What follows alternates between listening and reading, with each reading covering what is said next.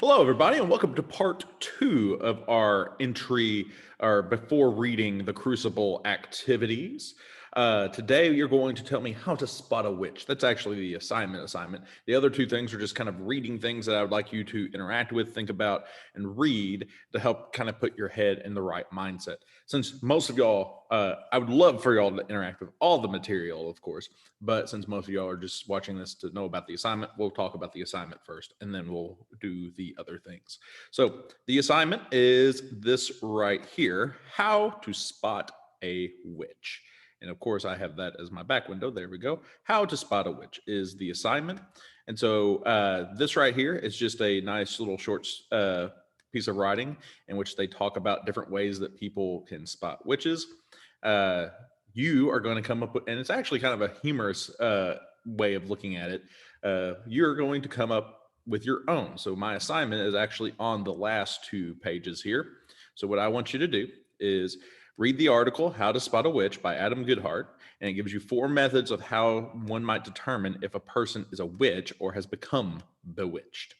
Think of, then I want you to think of 3 additional ways that someone could tell if a person were involved in witchcraft.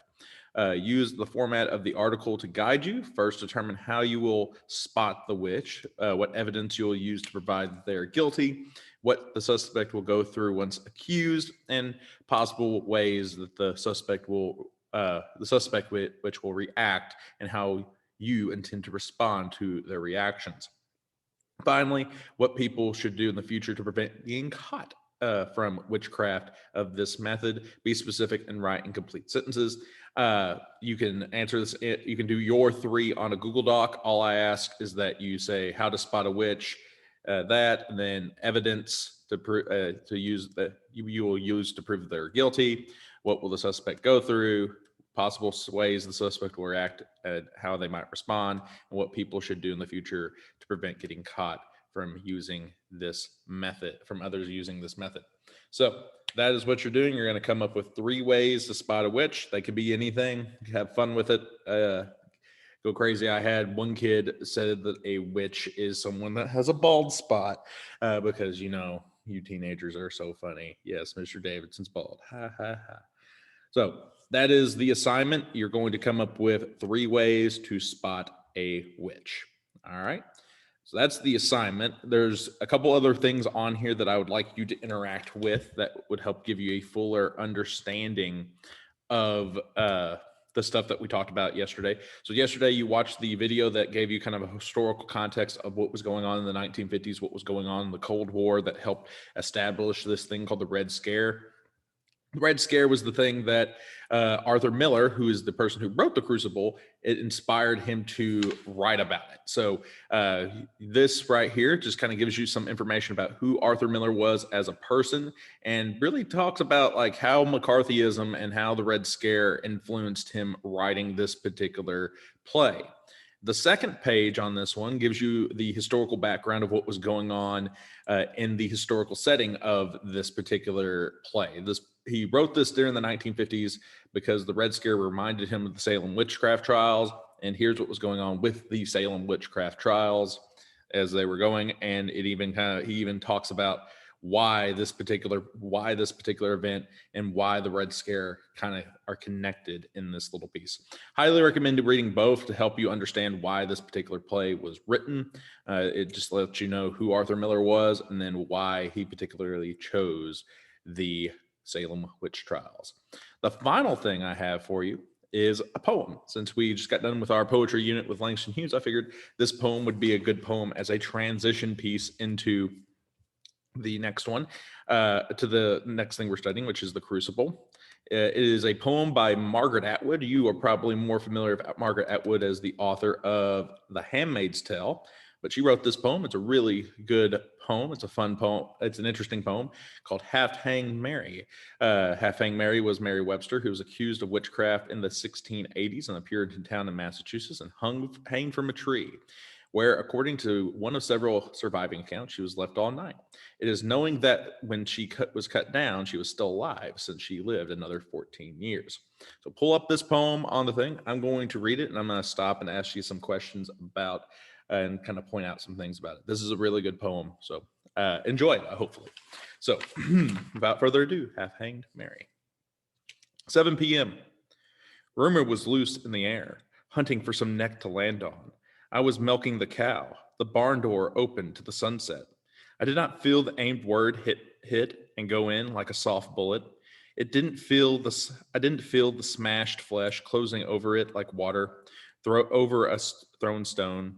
I was hanged for living alone, for having blue eyes and sunburned skin, tattered skirts and few buttons, a weedy farm in my own name, and a surefire cure for warts. Oh, yes, and breast, and a sweet pair hidden in my body. Whenever there's talk of demons, these come in handy. The last two stanzas of the 7 p.m. section kind of highlight why she ended up getting hanged as a witch. 8 p.m. This is where the men come in. The rope was an improvisation. With the time they had thought of axes. Up I go like windfall in reverse. A blackened apple stuck back into the tree. Trussed hands, rag in my mouth, a flag raised to salute the moon. Old bone-faced goddess, old original, who once took blood in return for food. And the men of the town stalk homeward, excited by their show of hate. Their own evil turned inside out like a glove, and me wearing it. 9 p.m. is one of my favorite stanzas overall, or one of my favorite parts of this poem overall. This is where the women come, and these women, of course, were village women. I wouldn't necessarily say by no means they were her friends, but they were her acquaintances. And look at what they're doing to her now. 9 p.m. The bonnets come to stare, the dark skirts also, the upturned faces in between, mouths closed so tight they're lipless. I can see down into their eye holes and nostrils. I can see their fear. You were my friend, you too. I cured your baby mess. And flushed yours out of you, non-wife, to save your life. Help me down? You don't dare. I might rub off on you. Like soot or gossip, birds of a feather burn together, though as a rule, ravens are singular. In a gathering like this one, the safe place is the background, pretending you can't dance. The safe place is pointing a finger. I understand. You can't spare anything. A hand, a piece of bread, a shawl against the cold, a good word. Lord knows there isn't much to go around. You need it all. I just like that stanza right there, or that section right there. 10 p.m. Well, God, now that I'm up here with maybe some time to kill, away from the daily finger work, leg work at the hen level, we can continue our quarrel, the one about free will. Is it my choice that I am dangling like a turkey's wattles from his more than indifferent tree? If nature your alphabet, what letter is the rope? Does my twisting body spell out grace? I hurt, therefore I am. Faith, charity, and hope are three dead angels falling like meteors or burning owls across the profound blank sky of your face. She uses a lot of interesting turn of phrases right there in that particular one. All right, midnight, 2 a.m. It's progressions of time. They follow similar ideas. 3 a.m. is the big one, where we see a big change. 12 midnight. My throat is taut against the rope, choking off words and air. I'm reduced to knotted muscle. Blood bulges in my skull. My clenched teeth hold it in. I bite down on despair. Death sits on my shoulders like a crow, waiting for my squeezed beat of a heart to burst so he could eat my eyes. Or like a judge muttering about sluts and punishment and licking his lips. Or like a dark angel, insidious in his glossy feathers, whispering to me to be easy on myself, to breathe out finally. Trust me, he says, caressing me. Why suffer? A temptation to sink down into these definitions, to become a martyr in reverse, or food, or trash, to give up my own words for myself, my own refusal, to give up knowing, to give up pain, to let go. The ending of that little section right there I find interesting too, where she's kind of seems like she's about to give up, but she continues to fight. Out of my mouth is coming at some distance from me a thin gnawing sound, which you could confuse with a prayer, except that praying is not constrained. Or is it, Lord? Maybe it's more like being strangled than I once thought. Maybe it's a gasp of air prayer. Did those men at Pentecost want flames to shoot out of their heads? Did they ask to be tossed on the ground, gobbling like holy poultry, eyes bulging? as mine are, There's only one prayer. It's not the knees and the clean nightgown on the hooked rug. I want this. I want that. Oh, far beyond. Call it please. Call it mercy. Call it not yet, not yet. As hell threatened to explode inward in fire and shredding flesh, and the angels call. Like the angels call there, that turn of phrase. All right, so 3 a.m. Here's the thing to notice. All right, if you're actually following along, look at how it's structured. There's no capitalization. There's a reason she intentionally made there no capitalization. And I want you to know that 3 a.m. is known as the devil's hour. And usually if you watch like horror movies, 3 a.m. is when like all the crazy stuff begins to happen because it's the devil's hour. 3 a.m. Wind sheaves in the leaves around me. The tree exude night birds yell inside. My ears like stabbed hearts. My heart shudders in my fluttering cloth. Body I dangle with strength going out of me. The wind seethes in my body tattering. The words I clench. My fist hold no talisman or lungs flail as if drowning. I call on you as witness. I did no crime. I was born. I have born. I bear. I will be born. This is a crime. I will not acknowledge leaves and wind. Hold on to me. I will not give in. It's kind of like his, the face-to-face student said that was kind of like her lowest point. Then we have 6 a.m. and here's where everything starts to shift in the poem. Sun comes up and huge and blaring, no longer a simile for God. Wrong address, I've been out there. Time is relative, and let me tell you, I've lived a millennium. I would say that my hair turned white overnight, but it didn't. Instead, it was my heart, bleached out like meat in water. Also, I'm about 3 inches taller. This is what happens when you drift off in space, listening to the gospel of the red hot stars.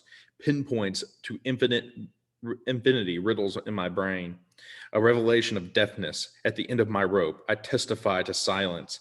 Don't say that I'm not grateful. Most will have one death. I will have 2. So this is not the original that was there. 8 a.m. When they came to harvest my corpse, open my mouth, close your eyes, cut my body from the rope. Surprise, surprise, I was still alive. Tough luck, folks. I know the law. You can't execute me twice for the same thing. How nice. I fell on the clover, breathed it in, and bared my teeth at them in a filthy grin. You can imagine how it went over. Now I will only need to look at them through my sky blue eyes. They will see their own ill will staring then in the forehead and turn tail. Before I was not a witch, but now I am one. Basically, she was just a normal woman, but they're the ones who forced her to become who she is. Later, I like the later here. Like it's gross. It's gross and weird, but also kind of like interesting how she's like kind of free now. My body of skin waxes and wanes around my true body, a tender nimbness. I skitter over the paths and fields, mumbling to myself like crazy, mouth full of juicy adjectives and purple berries. The townsfolk dive headfirst into the bushes to get out of my way. My first death orbits my head, an ambiguous nimbus, medallion of my ordeal. No one crosses that circle. I've been hanged for something I never said, and can now say anything I can say. Holiness gleams on my dirty fingers. I eat flowers and dung, 2 forms of the same thing. I eat mice and give thanks. Blasphemy gleams and bursts in my wake like lovely bubbles. I speak in tongues. My audience is owls. My audience is God, because who the hell else could understand me? Who else has been dead twice? The words boil out of me, coil after coil of sinuous possibility, the cosmos unraveling from my mouth, all fullness, all vacancy. There we go.